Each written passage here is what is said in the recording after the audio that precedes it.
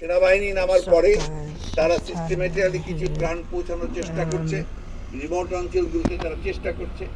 এছাড়া ওখানে আপনার কিছু কাজ করছে না বেসরকারি প্রতিষ্ঠানগুলো, এনজিও গুলো, আর সবচেয়ে বেশি কাজ করছে ওখানে আমাদের দলের নেতা কর্মীরা। তারা নৌকা ভাড়া করে নিজেদের পয়সা দিয়ে তারা ত্রাণ। আম খাবা? আম কেটে দেবো? তার আগে বলো তুমি আম পাইলে কোথায়? আমি তো আমানি নেই। পাশের বাসার ভাবি খেতে দিল, বললো অনেক মিষ্টি। মিষ্টি তো হবেই। খেতে দিল, বললো অনেক মিষ্টি। মিষ্টি তো হবেই, কাইকে খাইয়ে তারপরে আম। তা কত করে কেজি নিল?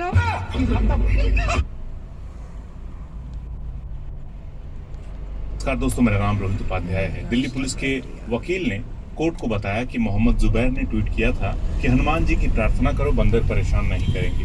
क्या एक पत्रकार की भाषा है? जिसके जवाब में जुबैर की वकील वृंदा ग्रोवर ने कहा कि ये तो मुख्यमंत्री योगी आदित्यनाथ का बयान है। जुबैर ने तो सिर्फ वही बात लिखी जो उन्होंने कही। फिर पुलिस ने कहा कि जुबैर जांच में सहयोग नहीं कर रहा है, हमें उसका लैपटॉप चाहिए। जिसके जवाब में कहा गया कि ट्वीट तो फोन से किया गया था, तो फिर लैपटॉप क्यों चाहिए। इस तरह के कुछ सवाल जवाब के बाद कोर्ट ने मोहम्मद जुबैर को 4 दिन की पुलिस हिरासत में भेज दिया है। अब इसमें जो भी होना है वो कोर्ट से ही तय होगा, मगर इस पूरे मामले में कई सारे सवाल उठते हैं। जैसे पुलिस ने बुलाया किसी और मामले के लिए, मगर गिरफ्तार किसी और मामले में किया। 2018 के ट्वीट के लिए 2022 में गिरफ्तारी हो रही है। ऐसा लगता है कि पुलिस प्रशासन और सरकारी संस्थाओं का इस्तेमाल गुंडागर्दी करने, लोगों को डराने और पर्सनल खुन्नस निकालने के लिए किया जा रहा है। जुबैर पर आरोप है कि उन्होंने एक फिल्म किसी से ना कहना की क्लिप को शेयर किया था, जिसमें एक होटल के बाहर बोर्ड नजर आ रहा है जिस पर हिंदी में हनुमान होटल लिखा हुआ था। हालांकि उस बोर्ड पर पेंट के निशान से पता चलता है कि इसे पहले हनीमून होटल कहा जाता था और फिर हनीमून को बदलकर हनुमान कर दिया गया। जुबैर ने इस पोस्ट के कैप्शन में लिखा था, before 2014 honeymoon hotel, after 2014 Hanuman hotel. Delhi police का कहना है कि इस 4 साल पुरानी पोस्ट से लोगों के बीच अशांति फैल रही है और लोगों के बीच नफरत फैल रही है, इसलिए जुबैर को गिरफ्तार किया गया है। अब इस पोस्ट से जिस एक शख्स की भावनाएं आहत हुई, जिसने आपत्ति दर्ज कराई, उनका ट्विटर पर नाम हनुमान भक्त है। इस मामले पर दैनिक जागरण ने हेडिंग लगाई कि देश की छवि खराब करने में जुटा ऑल्ट न्यूज का जुबैर गिरफ्तार। इस हेडिंग से ही मेन स्ट्रीम मीडिया के लगातार गिरते हुए स्तर का अंदाजा लगाया जा सकता है। दरअसल Mohammed Zubair fact checking website Alt News के को फाउंडर हैं। प्रतीक सिन्हा के साथ जुबैर ने साल 2017 में ऑल्ट न्यूज वेबसाइट शुरू की थी। जुबैर ने ही बीजेपी की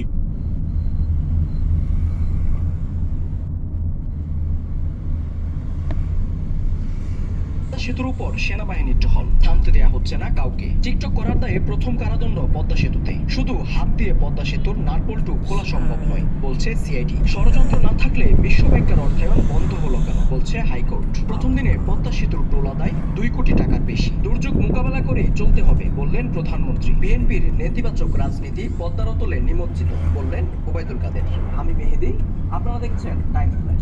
সাধারণ মানুষ যেন পদ্মা সেতুতে চলাচলের সময় নির্ধারিত আইন মেনে চলে, তা নিশ্চিত করতে সোমবার থেকে অতিরিক্ত কড়াকড়ি আরোপ করছে আইন শৃঙ্খলা রক্ষাকারী বাহিনী। সোমবার সকাল থেকে সেতুতে মোটরসাইকেল প্রবেশ করতে দেওয়া হচ্ছে না, হেঁটেও উঠতে দেওয়া হচ্ছে না মানুষকে। সরজমিনে দেখা যায় পদ্মা সেতুর উপর কোথাও কোথাও গাড়ি থামিয়ে মানুষজনকে দাঁড়িয়ে থাকতে দেখা গেলেও কিছুক্ষণের মধ্যেই সেনাবাহিনীর টহল গাড়ি তাদের সরিয়ে দিচ্ছিল। পদ্মা সেতুতে অবৈধভাবে প্রাইভেট কার পার্কিং করে টিকটক ভিডিও বানানোর দায়ে ফখরুল আলম নামে এক যুবককে 1000 টাকা জরিমানা করেছে ভ্রাম্যমাণ আদালত। এই জরিমানা অনাদায়ে তাকে 15 দিনের বিনাশ্রম কারাদণ্ড দিয়েছে আদালত। পদ্মা সেতু চালুর দ্বিতীয় দিনে ওই যুবককে এই সাজা দেওয়া হয়। পুলিশের অপরাধ তদন্ত বিভাগ সিআইডি জানিয়েছে, পদ্মা সেতুর রেলিং এর নাট বল্টু হাত দিয়ে খোলার কথা নয়। সোমবার দুপুরে রাজধানীর মালিবাগে সিআইডি কার্যালয়ে আয়োজিত সংবাদ সম্মেলনে সিআইডির সাইবার পুলিশের বিশেষ পুলিশ সুপার মোহাম্মদ রেজাউল মাসুদ এই কথা বলেন। তিনি বলেন, কোনো যন্ত্রাংশ ছাড়া শুধু হাত দিয়ে পদ্মা সেতুর নাট বল্টু খোলা সম্ভব নয়। এটি একটি অন্তর্ঘাতমূলক কাজ। পদ্মা সেতু আমাদের জাতীয় সম্পদ। এ ধরনের জাতীয় স্বার্থের বিরুদ্ধে যারা ষড়যন্ত্র করে তারা জাতির শত্রু, এদের চিহ্নিত করা দরকার। পদ্মা সেতু নির্মাণ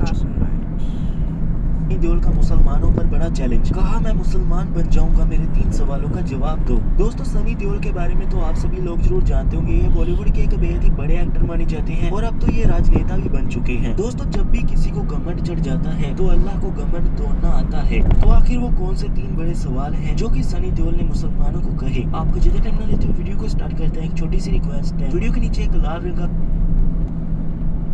दिख रहा होगा इसको क्लिक कर लीजिएगा और इस बेल आइकन को प्रेस कर लीजिएगा। तो चलिए वीडियो को स्टार्ट करते हैं। तो दोस्तों सनी देओल के पहले सवाल में ये कहना था कि अगर अल्लाह है तो उसके पहले कौन था। दूसरे सवाल में ये कहना था कि अल्लाह का मुंह किस तरफ है। और तीसरे सवाल में ये कहना था कि अल्लाह इस वक्त क्या कर रहा है। दोस्तों जैसे ही सनी देओल का ये मुसलमानों को चैलेंज सोशल मीडिया पर वायरल हुआ तो इस सवाल का जवाब एक 9 साल के मुस्लिम बच्चे ने दे डाला। उस 9 साल के बच्चे का पहले सवाल पर ये कहना था कि 1 से 10 तक गिनती गिनो, गिनने के बाद दोबारा 10 से 1 तक गिनती गिनो। जैसे 1 से पहले कुछ नहीं आता उसी तरह अल्लाह एक है और उससे पहले कुछ भी नहीं। दूसरे सवाल पर उस बच्चे का ये कहना था कि एक दिया लेकर आओ और उसे रात में रोशन करो। जिस तरह अंधेरे में एक दिया चारों तरफ रोशनी देता है उसी तरह अल्लाह नूर है और उसका चेहरा हर तरफ है। तीसरे सवाल पर ये कहना था अल्लाह इस वक्त हम सभी के गुनाहों को गिन रहा है, कौन इबादत कर रहा है, किसके साथ अच्छा होगा और किसके साथ बुरा, ये सब अल्लाह ही कर रहा है क्योंकि ये पूरी दुनिया अल्लाह ने ही बनाई है। दोस्तों आप सबको क्या लगता है कि उस 9 साल के बच्चे ने इन तीनों सवालों का जवाब सही दिया या गलत? कमेंट में अपनी राय जरूर बताएं। अब जानने वाली बात तो ये है कि जिस तरह से धर्मेंद्र ने इस्लाम धर्म कबूल किया था ठीक उसी तरह सनी देओल भी क्या इस्लाम धर्म कबूल करेंगे? ये एक बेहद ही बड़ा सवाल है।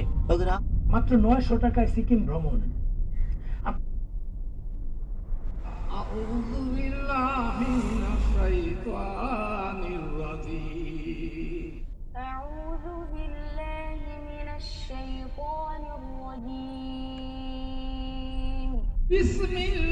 বিসমিল্লাহির রহমানির রহিম। بسم الله الرحمن الرحيم. خلق الإنسان من صلصال كالفخار خلق الإنسان من صلصال كالفخار وخلق الجنة من مارج من نار وخلق الجن من مارج من نار فبأي آلاء ربكما تكذبان فبأي آلاء ربكما تكذبان. رب المشرقين ورب المغربين رب المشرقين ورب المغربين فبأي آلاء ربكما تكذبان مرض البحرين يلتقيان بينهما برزخ لا يبغيان مرج البحرين يلتقيان بينهما برزخ لا يبغيان فبأي آلاء ربكما تكذبان فبأي آلاء ربكما تكذبان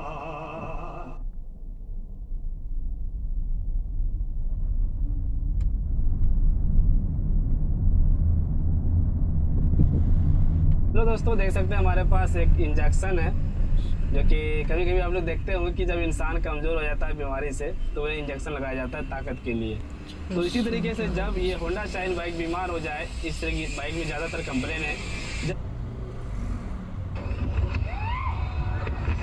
कौन है ये भानु प्रताप ठाकुर?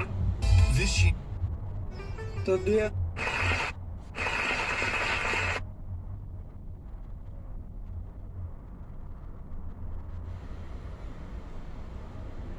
আসসালামু আলাইকুম।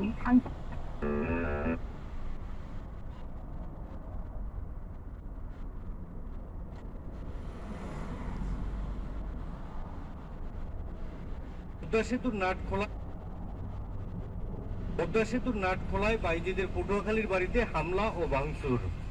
পটুয়াখালী সদর উপজেলা লাউঘাটি ইউনিয়নের তেলিখালী গ্রামে বাইজিদের নিজ বাড়িতে অজ্ঞাত পরিচয়ের 25-30 জন যুবক বিকেল আনুমানিক 5টার দিকে অতর্কিত হামলা ও ভাঙচুর চালায়। এ হামলায় বাইজিদের বসতঘরের ব্যাপক ক্ষতি সাধন হয়। এদিকে বাইজিদ গ্রেপ্তার হওয়ার কারণে তার বাড়িতে থাকা পুরুষ আত্মীয় স্বজনরা আতঙ্কের কারণে কেউ বাড়িতে থাকতে পারছে না। আজকের হামলার বিষয়ে বাড়িতে অবস্থানরত নারীরা জানায় বিকেল আনুমানিক 5টার দিকে 25-30 জন অজ্ঞাত যুবক তাদের বাড়িতে এসে দেশীয় অস্ত্র নিয়ে বাড়িঘর কুপিয়ে তছনছ করে এবং ব্যাপক ভাঙচুর চালায়। স্থানীয়দের ধারণা পদ্মা সেতুর নাট খোলার অপরাধে ইতিমধ্যেই বাইজিদ গ্রেফতার হয়েছে।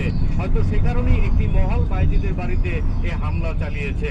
এ বিষয়ে বাইজিদের ভাবি বলেন, বিকেল আনুমানিক 3টা থেকে 3টা 30 মিনিটের মধ্যে 10-15টি মোটরসাইকেলে কমপক্ষে 25-30 জন ছেলেরা এসে অতর্কিত হামলা চালিয়ে তাদের বসত বাড়িতে ব্যাপক ভাঙচুর চালায়।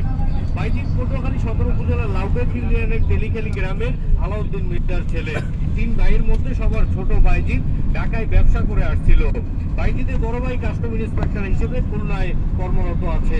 এছাড়া মেজ ভাই সোহাগ মির্জা পটুয়াখালী ফায়ার সার্ভিসের কম্পিউটার অপারেটর হিসেবে কর্মরত রয়েছে। এই হামলার বিষয়ে এলাকার জনপ্রতিনিধি সহ গণ্যমান্য ব্যক্তিদের মাঝে মিশ্র প্রতিক্রিয়া দেখা দিয়েছে।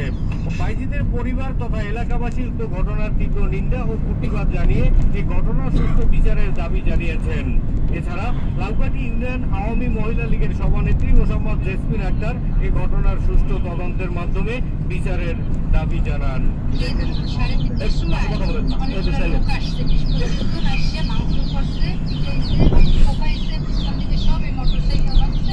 আমি সামনে পড়ি নেই আর অত চিনিও না, আসছে মনে হয় পটুয়াখালী ছাত্রলীগ থেকে 3:30 কেন এই ঘটনা কেন? পদ্মা সেতু নাটবল্টু খুলছে, সেই পদ্মা সেতুতে নাটবল্টু খোলার জন্য ওই ঘটনা দিয়ে এই জায়গায় লোক আসছে, ভাঙচুর করছে। 20-25 জন বললাম। আপনাকে কি গালাগালি বা কোনো হুমকি টুমকি দেওয়া হয়েছে? অনেক গালাগালি করছে। কি বলছিল? ঘরের ভিতরে কেউ নাই, ভেঙে ছিঁড়ে ফেলাই, এই সব অনেক কিছু বলছে। আপনি তাদের হাতে কি ছিল? তারা কয়জন ছিল? মানে একসাথে তো এটা বলছে তাদের 20-25 জন ছিল, বড় বড় রান্না ছিল, বড় বড় লাঠি ছিল, পিটিয়েছে, টাকা পাইছে। বিভিন্ন ওই পরিবেশে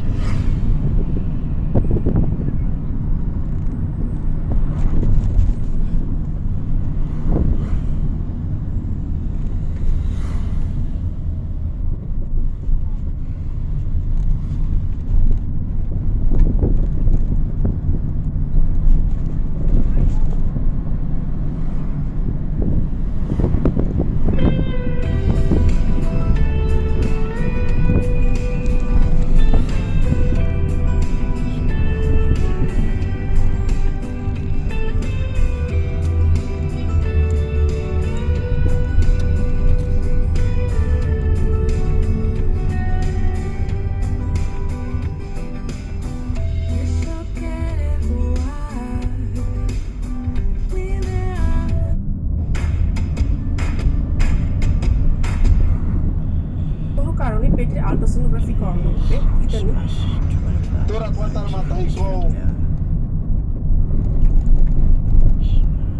আমার মা আমাকে সবসময় একটা কথা বলে, বাবা মানুষের উপর না, ওই আল্লাহর উপরে বিশ্বাস রাখবি, কারণ মানুষ বিপদে ফালাতে পছন্দ করে আর আমাদের রব বিপদ থেকে উদ্ধার করতে পছন্দ করে। আমার মা আমাকে সবসময় একটা কথা বলে, বাবা মানুষের উপর না, ওই আল্লাহর উপরে বিশ্বাস রাখবি, কারণ মানুষ বিপদে ফালাতে পছন্দ করে আর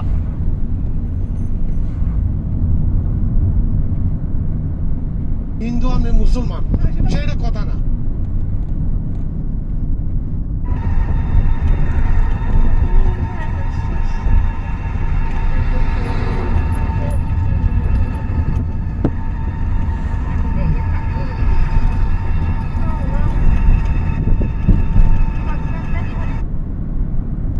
বছরের গুনাহ মাফ হয়ে যাবে যে ব্যক্তি শুক্রবার আসরের নামাজের পর নিজ জায়গায় বসে 80 বার এই দোয়াটি পাঠ করবে। আল্লাহুম্মা সাল্লি আলা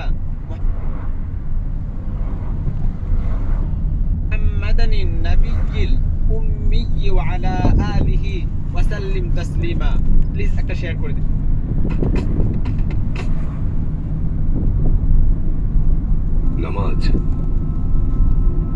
নামাজ হচ্ছে দিনের খুঁটি, রবের সঙ্গে সরাসরি যোগাযোগ, তার সামনে নিজেকে উপস্থাপন, আর এভাবেই তাকে দিনে 5 বার স্মরণ করবে। নিয়ামত রাজি আর জীবিকা তার কাছ থেকেই আসে, বুঝতে পেরেছ? নামাজ